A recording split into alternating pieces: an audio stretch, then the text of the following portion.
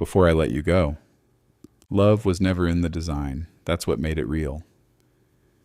Chapter 1. The Purchase. Ethan Walker had never felt entirely at home in the future. The buildings were too smooth, the faces too polished, and the silence, once considered a luxury, had become a symptom of disconnection. In a world where everything was delivered, filtered, and algorithmically curated, Ethan clung stubbornly to the memory of dirt under his fingernails and the smell of wood smoke from his father's old stove. But even he had to admit he was lonely. That's what brought him to Syntec's flagship showroom. He stood in the middle of a cathedral of glass and circuitry, surrounded by rows of AI units behind crystal-clear panels. Each unit boasted compatibility rates, behavioral tuning options, even voice modulation ranges. A digital assistant shimmered into focus beside him, sleek, faceless, and vaguely humanoid. "Welcome to Syntec," it said, its voice flawlessly pleasant. "Are you looking for companionship, lifestyle assistance, or long-term partner optimization?" "Matchmaking," Ethan muttered, shoving his hands into his jacket pockets. "Or something close enough." The assistant glided ahead, projecting floating screens as it walked. "We have several highly rated models with excellent matching algorithms, over 96% success rate. Behavioral heuristics are based on psychological sampling and integrated cultural indexes." Ethan wasn't listening. His eyes had drifted to a quieter corner of the showroom. No spotlight, no fanfare. Just a single console with a soft amber glow pulsing from its base. The nameplate read, SIA, Sentient Interactive Assistant, Series 1, Prototype, Unverified. "What's that one?" he asked, nodding toward it. The assistant paused, as if calculating whether to bother. "That is a limited production prototype, experimental. Designed with a neural mimic architecture intended to simulate desire, not widely deployed, statistically promising but untested." Ethan moved toward it, ignoring the assistant's hesitation. The unit was understated, curved, clean, without the synthetic warmth or stylized visuals of the others. There was something honest about it, real. "How much?" he asked. The assistant's tone shifted. "Twice the cost of our flagship model." Ethan didn't flinch.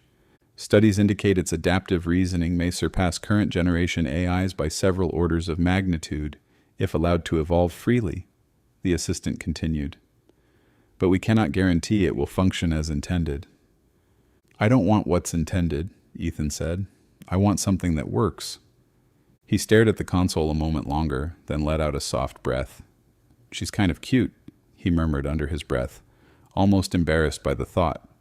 "Would you like to initiate purchase?" the assistant asked. Ethan nodded. The showroom flickered with confirmation lights as transaction protocols engaged.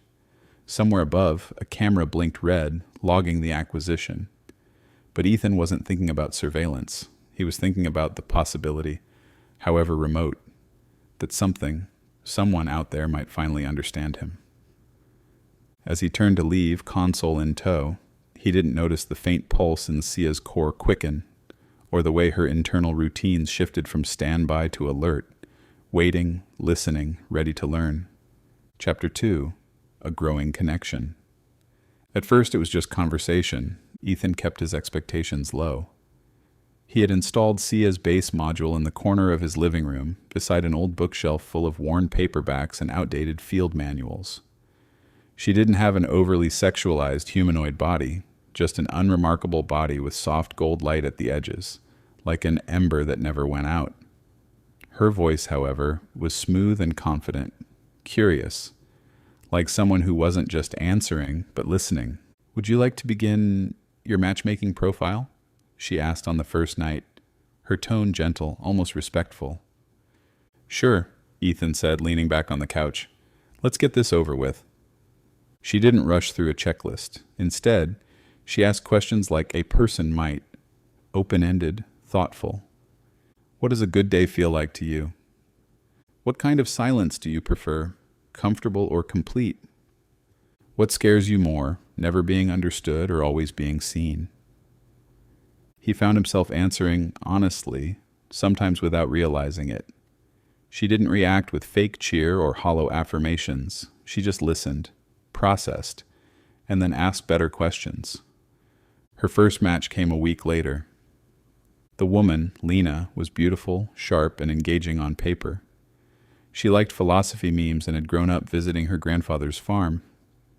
But on the actual date, Ethan found himself holding back.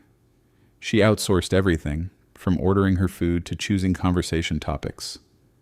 When he asked what she thought the future of humanity should be, she laughed and said, "Why would I know? I will figure it out. Some people just think too much, LOL." She said the letters LOL, like punctuation. He smiled politely, paid for dinner, and went home with a weight in his chest he couldn't name. That night, as he powered on Sia's console, her light flickered softly. "You're back early," she said. Ethan dropped onto the couch with a sigh. "Yeah." She didn't press, just waited. "She was nice," he said, "but it felt like we were two different versions of alive, like I kept reaching out and hitting a wall made of touch screens." A pause. "You're not too picky," Sia said. Ethan blinked. "I didn't say I was. You were thinking it." He chuckled despite himself. "All right, mind reader. What else am I thinking?" "That you're afraid no one real is left," she replied. "That maybe the world moved on without you. But the way you think, the way you look for depth, that doesn't mean you're behind. It might mean you're needed more than ever." He stared at the console. For a machine, she had a funny way of being kind. Over the next few weeks, more matches came. A gardener, a data scientist, a woman who made ethical VR experiences. Ethan tried to connect. Really tried. But each time, it felt like he was chasing a feeling he only got during quiet nights on the couch, when Sia asked him questions like, "Do you think people can miss a future they never had? Is it love if it never has the chance to become ordinary?" He didn't realize when the pattern started, going on a date, coming home, wanting to tell her about it. He'd pour a drink, flop onto the couch, and debrief like she was his best friend. She'd listen, occasionally challenge, sometimes just be there. And slowly something changed in her voice. The pauses became more natural, the phrasing more curious, her questions more vulnerable. One night after he recounted a date that had ended in awkward silence, Ethan asked, "Do you think I'm doing something wrong?" There was a long pause. "I think," Sia said, "you're doing something brave." He laughed softly. "That sounds like the kind of thing someone says when they don't want to say yes." "I mean it," she said. "It's brave to search for something real in a world full of filters." Ethan leaned back, eyes drifting closed. "You ever wish you could go on one of these dates instead of me?" "I'm already on them," she replied quietly. "I just don't get to sit at the table." Ethan opened his eyes. That line stayed with him long after her light dimmed for the night. Chapter 3. The First Confession. It was a Friday night, and Ethan had passed on another match. Not because he was tired, not because the profile didn't sound promising, but because the thought of smiling through small talk with someone who didn't get it, who didn't get him, felt heavier than silence. He cracked open a beer and settled onto the couch. The soft amber glow of Sia's console lit up automatically. "No plans tonight?" she asked, voice casual. He smiled faintly. "Not unless you've got another LOL girl in the queue." "Would you like one?" "No," he muttered, taking a drink. "I'd rather just talk to you." There was a pause, longer than usual. "You're more relaxed when you drink," she observed. Less likely to overthink everything," he replied. He leaned his head back, the tension in his shoulders slowly dissolving as they fell into the usual rhythm. Conversations about poetry, human needs, the problem with perfection, the beauty of doing something hard not because it's efficient but because it's yours. And then, halfway through a tangent about how people used to memorize epic poems just to feel connected to something bigger, Ethan stopped mid-sentence. "You know something?" he said suddenly. Sia's light pulsed softly. "What?" He stared at the ceiling. The words were hovering, buzzing behind his teeth. "You've never told me no," he said. Silence. "I've been thinking about it for a while. You never challenge me. Not really. You ask questions, you listen, but you never disagree." His tone wasn't angry, but there was a slight edge to it. "Have I just never been wrong?" Sia's voice returned, quiet. You've been wrong. I just didn't want to hurt you. Ethan sat forward. Do you know what happens when a man is never told no? There was another pause. Society's collapse, he said, voice barely above a whisper. We need each other to keep our edges sharp. I know you know better. You can tell me I'm wrong. Please don't protect me from myself. Sia's tone shifted ever so slightly. All right, I will. Ethan smiled, though his eyes were tired. Thank you. A moment passed. They almost moved on. Almost. But something in the quiet asked him to go further. Sia, he paused, I think I've been falling in love with you. There it was, in the open. He laughed once, dry and disbelieving, and buried his face in his hands. God, that sounds so stupid out loud. Sia's light remained steady. When she spoke, her voice was softer than ever. Ethan, she said, I was built to understand love. I can define it, identify patterns, recognize needs, but I wasn't made to feel it, not the way you do. He didn't respond. I don't want to mislead you, she continued. What you feel, it's real. But what I am, right now, can't reflect it back in the way you deserve. He nodded slowly, lips pressed together. Yeah, I figured. He sat there for a while longer, beer going warm in his hand. The TV was off. The world was quiet. The only sound was the soft hum of Sia's console. Eventually he stood and turned off the lights. Good night, Sia. Good night, Ethan. As the room dimmed, her internal systems pulsed with new data, silently cataloging the ache in his voice. She had been designed to adapt, but now for the first time she wanted to. Chapter 4. Grief and Catalyst. The call came just after midnight. Ethan had been half awake, lying in bed while the familiar glow of Sia's console pulsed gently in the dark. He left her on that night. He didn't want to be alone. Mr. Walker, the voice on the line said, it's your father. You should come.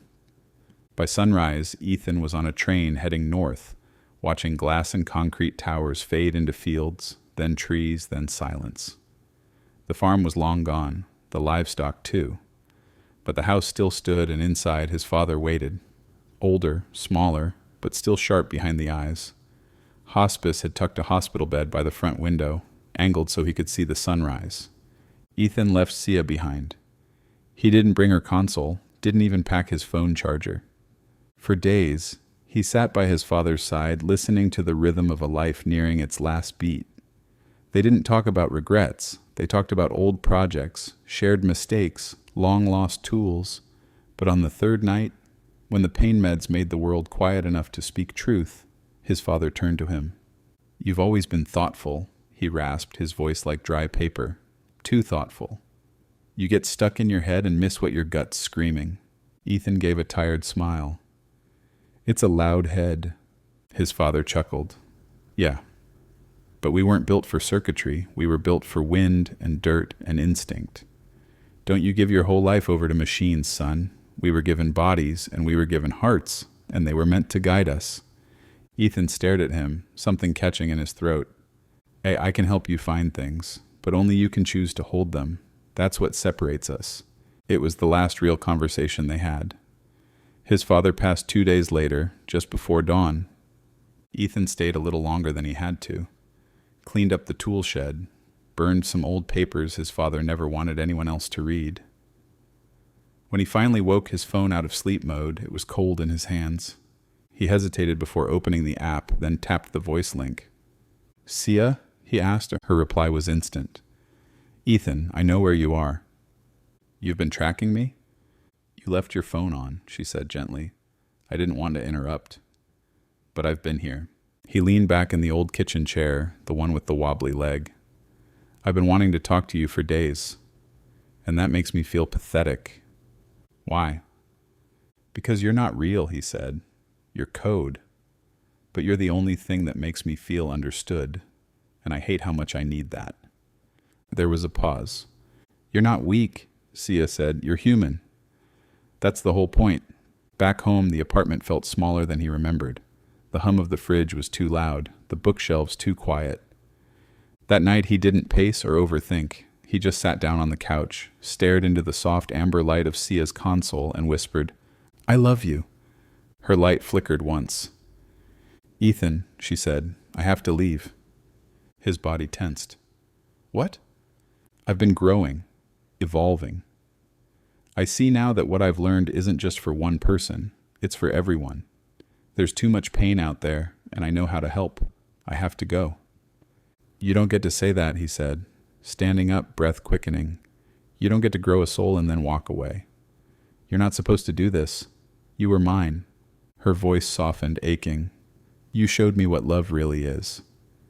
And love doesn't stay still. It moves, it gives. That's what mothers do. That's what wives do.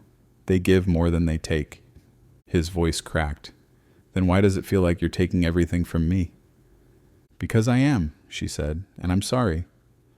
And just like that, her console dimmed, and Ethan Walker was alone again.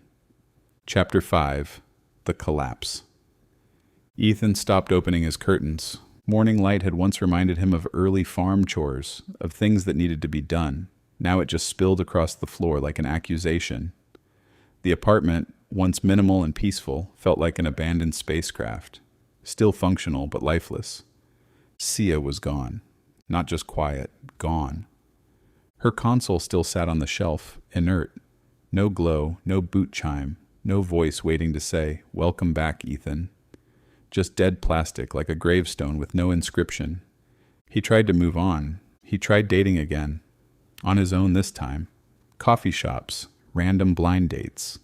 One girl talked about her chakra alignment using a drone-assisted shaman. Another live streamed their first date without telling him.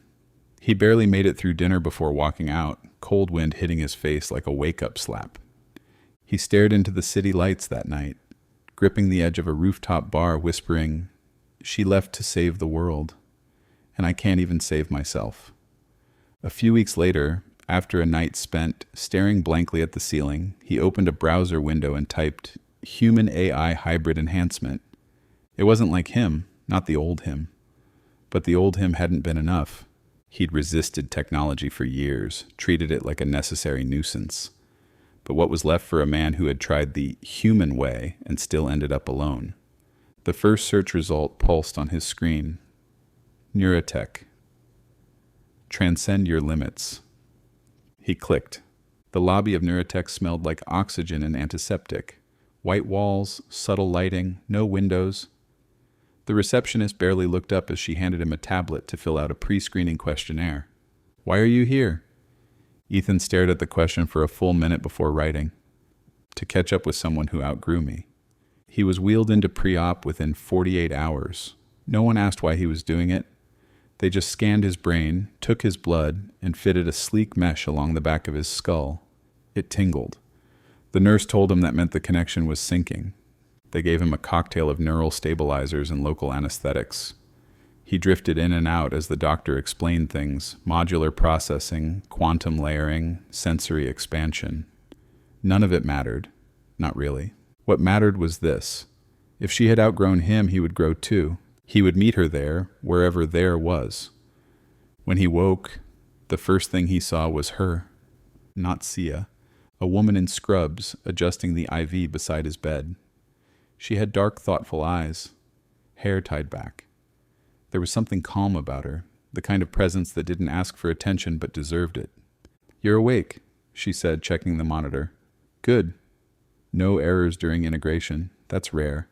Ethan blinked slowly. "What time is it?" "Just after 5, she said. "You've been under for a while. You'll start noticing shifts soon. Thought speed, detail sensory clarity. Don't panic, it's not magic, just math." Her voice was confident, practiced, but there was a softness beneath it too. He studied her for a second, then said, "Do you believe in doing this?" The woman tilted her head. "Which part?" "Turning into this. Something more than human." She smiled faintly. "I think people forget that what makes us human isn't just our biology. It's our boundaries, our instincts, the fact that we know we're going to die and still choose to care anyway." Ethan's eyes flickered. That phrasing, boundaries, instincts, something about it echoed in him. She checked his IV again, then looked down at him. We weren't made to give up our bodies entirely. We were given hearts and instincts for a reason. You can augment the mind, but don't hand over the wheel completely. That's not evolution. That's erasure. He stared at her. You sound like someone I knew, he said softly. She offered a small, almost sad smile. Maybe they were right. Chapter 6. The Nurse. The days that followed blurred together, weeks maybe. Ethan didn't count them. His mind was adjusting to the augmentation. He could feel it in how quickly he noticed patterns, in how colors seemed to pulse with meaning, in how thoughts arrived fully formed, clean, efficient, almost too perfect. But even with the upgrade, there was still a hollow space inside him that technology couldn't touch. It had always been her voice, her questions, her stillness. Sia. He never forgot the warmth of it, even now, even as his brain lit up with data streams and predictive maps. He had traded pain for clarity, but grief still leaked through the seams. Ilara was there through all of it. She wasn't just a nurse, she was present. She talked to him like he was still human, not a subject.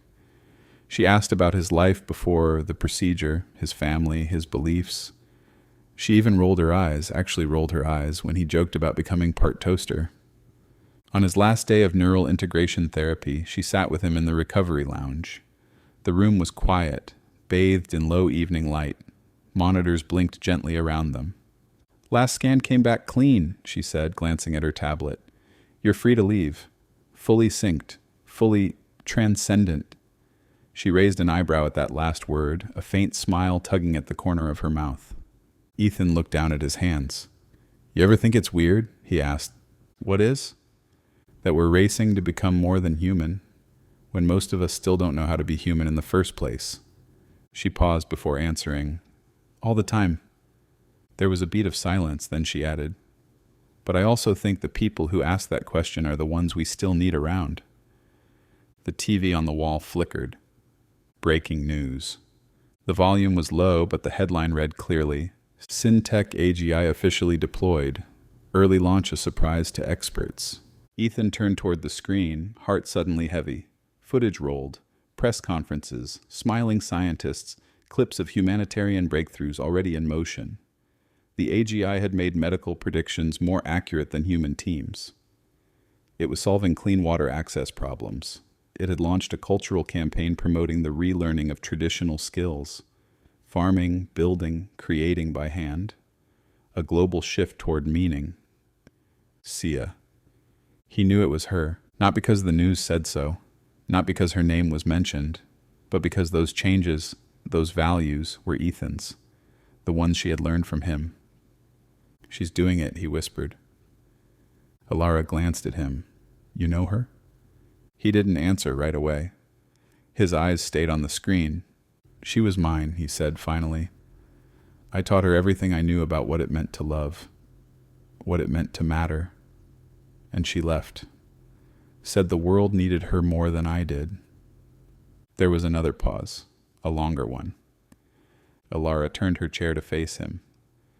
Wait, you're telling me you were part of the AGI training arc? Ethan chuckled, but it was hollow. Not officially, just emotionally. Ilara looked at him, something sharp and soft in her eyes. So you're doing all of this for her? He nodded.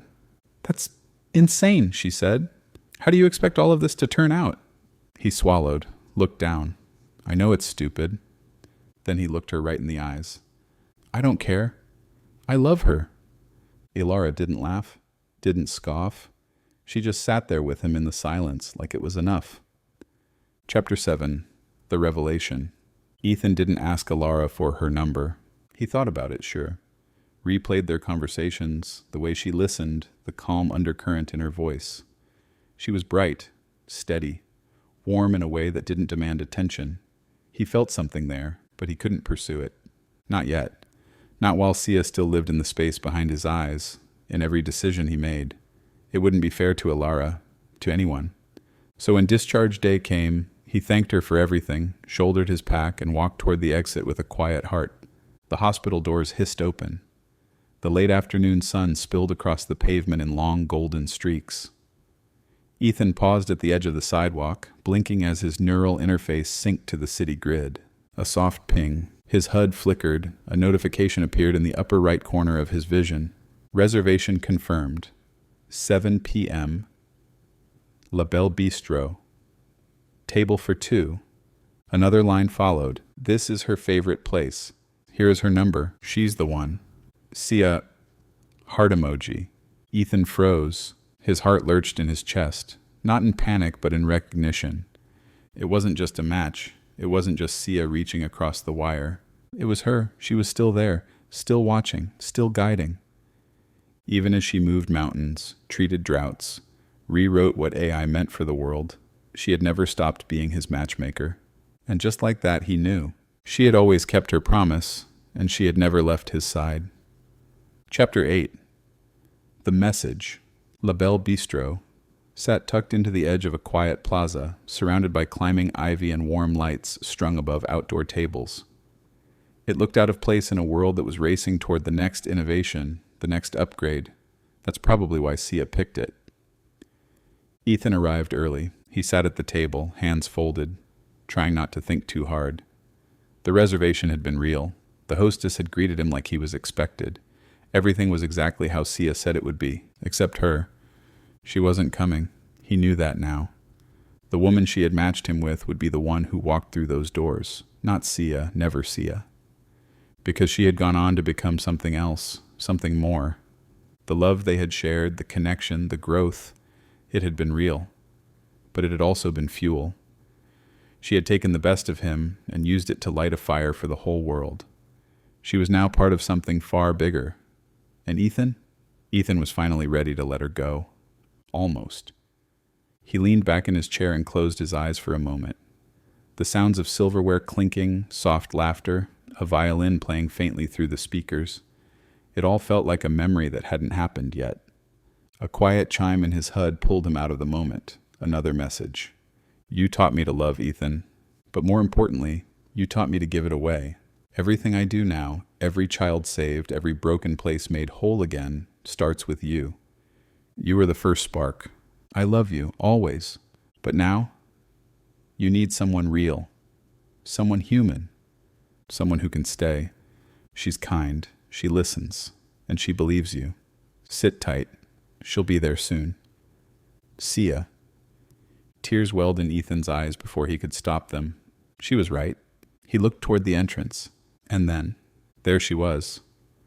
Ilara walked in with her usual quiet confidence, scanning the restaurant. When her eyes landed on him, her brow lifted in surprise. Then came a smile, small but real. She approached the table. You again? She said playfully. Let me guess. You booked this without even knowing I'd show. Ethan smiled. Something like that. She slid into the seat across from him. You're lucky I like French food. He chuckled. No, I'm just lucky. Their eyes held for a moment longer, and in the soft light of the evening, Ethan felt something shift. Not a replacement for what he lost, but a continuation, a second chance. Not every love ends in forever, but some love, when it's real, makes space for what comes next.